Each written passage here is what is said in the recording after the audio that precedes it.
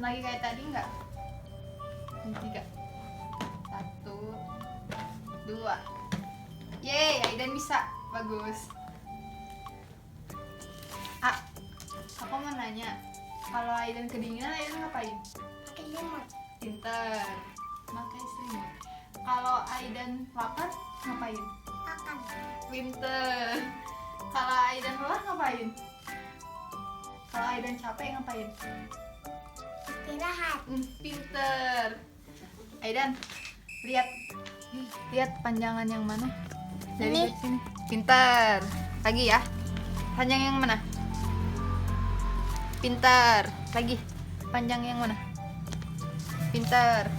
Sekarang Aidan ngegambar yang kayak gini. Bisa? Bisa? Bisa. Kayak gini. Kayak gini nih, seret-seret gitu bisa. Ikutin. Ikutin gambar contoh gini bisa. Nih, coba. Di sini. Di sini. Kayak gini nih. Nih. Tarik garis. Terus jangan tetap.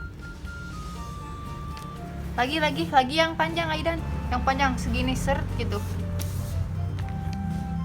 Lagi. Udah, terus ke atas. Pinter. Udah, makasih Aidan. Tos dulu tuh. Baik Ibu, di sini saya akan mengajukan beberapa pertanyaan mengenai anak Ibu. Apakah Ibu bersedia? Ya, bersedia, Sus. Baik, pertanyaan yang pertama, apakah anak dapat mengikuti peraturan permainan bila bermain dengan teman-temannya, misal seperti ular tangga, petak umpet? Iya, dapat. Selanjutnya, apakah anak mengenakan celana panjang atau kemeja, baju, atau kaos kaki tanpa dibantu? Iya, bisa. Selanjutnya, dapatkah anak menyebutkan nama lengkapnya tanpa dibantu? Bisa. Bisa. Apakah anak dapat mengancingkan bajunya atau pakaian boneka? Bisa. Bisa. Untuk pertanyaan selanjutnya, Bu. Apakah anak dapat menyebutkan nama benda dan kegunaannya seperti cangkir untuk minum, bola untuk dilempar? Iya, Itu? dapat, Sus. Satu. Selanjutnya, apakah anak Anda dapat menunjukkan minimal 2 nama benda di depannya sesuai fungsinya? Misalnya untuk minum, cangkir, untuk dilempar, bola, untuk makan, sendok. Iya, dapat, Sus. Selanjutnya, apakah anak secara spontan memulai permainan dengan gerakan tubuh seperti pok ame-ame atau cilukba? Iya, dapat. Apakah anak Anda menunjukkan dengan jari telunjuk bila ingin sesuatu, bukan dengan cara memegang semua jari? Iya, jadi telunjuk 1. Selanjutnya ya Bu, pertanyaannya. Apakah anak Anda sering bereaksi negatif, marah atau tegang tanpa sebab yang jelas? Tidak, Sus. Tidak ya. Apakah anak Anda tampak lebih memilih untuk menyendiri atau bermain sendiri atau menghindar dari anak seumurannya atau orang dewasa? Tidak. Tidak. Apakah anak Anda cenderung bersikap seperti menantang? Tidak. Oh iya, tidak. Apakah anak Anda mudah takut atau cemas berlebihan tanpa sebab yang jelas? Tidak. Selanjutnya, apakah anak Anda sering sulit konsentrasi, perhatiannya mudah teralihkan atau banyak bergerak, tidak mau diam? Iya, tidak mau diam, Sus. Tidak mau diam. Aktif ya, Bun? Iya. Pertanyaan selanjutnya ya, Ibu. Apakah anak Anda lebih banyak menempel atau selalu minta ditemani, mudah cemas dan tidak percaya diri? Tidak. Tidak. Selanjutnya, apakah anak Anda menunjukkan adanya perubahan pola tidur? Tidak. Apakah anak Anda mengalami perubahan pola makan dari yang biasanya? Tidak juga, Sus. Apakah anak Anda sering kali mengeluh sakit kepala, sakit perut, atau keluhan fisik lainnya dalam waktu-waktu yang tertentu? Tidak. Tidak. Selanjutnya, apakah anak Anda mudah putus asa atau frustasi dan sering menunjukkan emosi yang negatif? Tidak juga, Sus. Apakah anak Anda menunjukkan kemunduran pola berperilaku dari kemampuan yang sudah dimilikinya? Tidak. Tidak. Selanjutnya, apakah anak Anda sering berkelahi, bertengkar, atau menyerang anak lain baik secara verbal maupun non-verbal? Tidak, Sus. Baik ya anaknya ya. Apakah anak Anda sering diperlakukan tidak menyenangkan oleh anak lain atau orang dewasa? Tidak. Baik ya Bu anaknya. Alhamdulillah. Iya, alhamdulillah. Yang terakhir ya Bu, apakah anak Anda cenderung berperilaku merusak atau cenderung selalu ingin menang atau menguasai sesuatu? Tidak sus. Pintar ya Bu. Iya. Seperti ibunya. Baik Ibu, karena pertanyaan-pertanyaan yang saya sudah ajukan sudah selesai. Terima kasih untuk waktunya ya Ibu. Ya, sama-sama sus.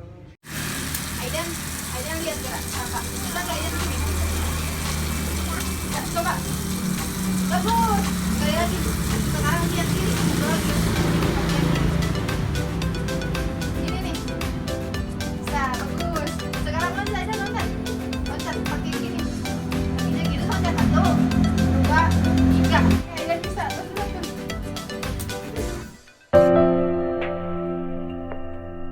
Assalamualaikum warahmatullahi wabarakatuh. Waalaikumsalam. Perkenalkan Ibu, saya Perawat Putri. Kalau boleh saya tahu, saya sedang berbicara dengan Ibu siapa ya? Saya Nurul sus. Baik Ibu Nurul. Ibu Nurul, di sini saya sedikit memberikan penyuluhan kepada Ibu mengenai diare pada anak. Apakah Ibu bersedia? Ya, bersedia. Baik, jika Ibu bersedia, di sini saya akan menjelaskan sedikit pengertian mengenai diare. Jadi diare atau menkret adalah suatu kondisi di mana seorang buang air besar 3 kali atau bisa lebih dari 3 kali dalam satu hari. Dan tinja atau yang disebut feses yang keluar berupa cairan encer atau sedikit berhampas.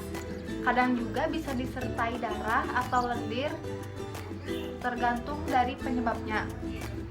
Yang kedua itu ada penyebab diare pada anak. Jadi sebagian besar diare disebabkan oleh infeksi rotavirus sekitar 90%. Sebagian kecil diare juga dapat disebabkan oleh infeksi bakteri, parasit, jamur, dan lain-lainnya. Jadi diare dapat dipicu dengan pemakaian antibiotik. Dan juga sebagian kecilnya juga dapat disebabkan oleh keracunan makanan, alergi, dan lain-lain. Selanjutnya juga ada jenis diare. Jadi jenis diare itu dapat dibagi menjadi 2 ya Ibu. Yang pertama ada diare kronis dan yang kedua ada diare akut. Jadi kalau diare akut itu terjadi sampai dengan 7 hari, sedangkan diare kronis itu terjadi lebih dari 7 hari atau 14 hari ya Ibu. Selanjutnya ada juga komplikasi diare nih Bu. Jadi komplikasi diare itu adalah dehidrasi atau kekurangan cairan. Jadi komplikasi diare itu terbagi menjadi 3. Yang pertama itu ada tanpa dehidrasi yang kehilangan cairan kurang dari 5% berat badan. Yang kedua ada dehidrasi ringan sedang yang kehilangan cairan 5-10% berat badan. Dan yang terakhir ada dehidrasi berat. Dehidrasi berat yaitu kehilangan cairan lebih dari 10% berat badan. Selanjutnya di sini juga saya akan sedikit menjelaskan bagaimana sih tata laksana diare di rumah ya Ibu. Jadi tata laksana diare di rumah itu dengan cara teruskan pemberian ASI jika anak Ibu masih menyusui. Selanjutnya rehidrasi. Apa sih itu rehidrasi? Jadi rehidrasi itu memberikan cairan lebih dari biasanya. Jadi berikan oralit anak yang mengandung elektrolit untuk mencegah terjadinya dehidrasi. Nah di sini juga saya akan memberitahu Ibu. Tapi sebelumnya saya ingin bertanya, apakah Ibu tahu bagaimana cara pembuatan oralit? Tidak. Baik, di sini saya akan memberitahu Ibu ya bagaimana cara membuat larutan oralit menggunakan gula dan garam. Jadi yang pertama itu Ibu menyiapkan 1 sendok gula pasir, 1 sendok teh gula pasir, dan yang kedua itu 1/4 sendok garam. Nah, setelah itu Ibu menyiapkan 1 gelas yang berisi 200 ml air. Setelah tersedia semuanya, Ibu bisa melarutkan garam dan gula ke larutan air tersebut, lalu Ibu mengaduknya. Jika sudah, maka oralit siap diberikan kepada anak Ibu. Nah, baik Ibu, cukup sekian penyuluhan yang dapat saya sampaikan. Apakah ada yang ingin Ibu tanyakan? Ada sus, begini, bagaimana sih sus cara pencegahan diare? Baik. Jadi cara pencegahan diare itu ada macam-macamnya. Salah satunya dengan cara Ibu membantu anak ibu untuk memberitahu bagaimana cara mencuci tangan dengan baik dan benar. Selanjutnya, ibu dapat menutup makanan yang ada di meja makan ibu dengan tudung saji supaya tidak terkontaminasi dengan bakteri di luar. Selanjutnya juga ada ibu dengan cara masak air minum dan makanan itu dengan cara matang, ibu jangan sampai ada setengah matang atau tidak matang. Dan yang terakhir, ibu dan keluarga harus menjaga makanan dan minumannya supaya tetap bersih, higienis, tidak terkontaminasi bakteri apapun supaya anak sehat. Iya. Apakah dapat dimengerti, Ibu? Iya, mengerti sus. Terima kasih sus. Baik, apakah ada pertanyaan lain? Tidak sus.